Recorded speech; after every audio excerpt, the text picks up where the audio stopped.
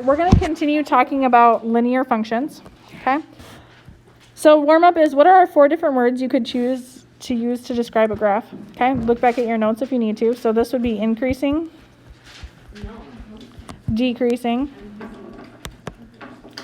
linear, and nonlinear. So those are our 4 words that we can use to describe a graph, okay?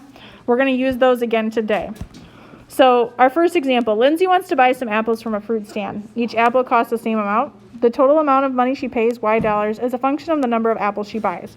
So they tell me that x is the number of apples she buys and y is the dollar she's going to pay.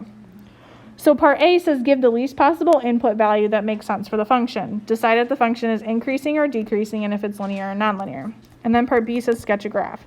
Sometimes it's easier to sketch the graph first and then answer those questions in part A. So I'm going to skip to part B.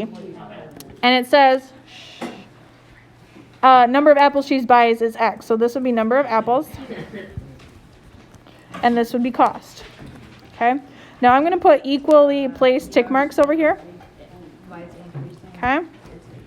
Now we didn't tell specifically how much the apple costs, but I would know if she bought 0 apples, it would cost her $0.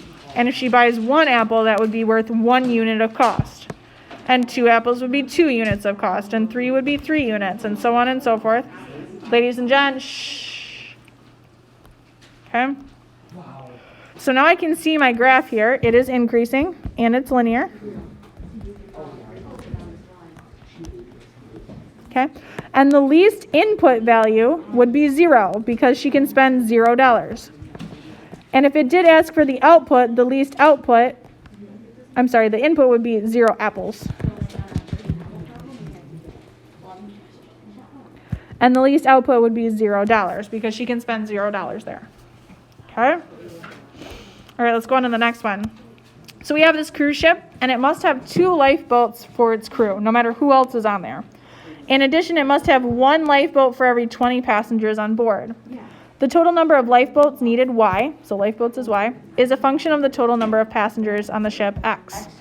So again, I'm going to skip to part B and do the graph. So I know that we have x, which is number of passengers. And I know that y is the number of lifeboats.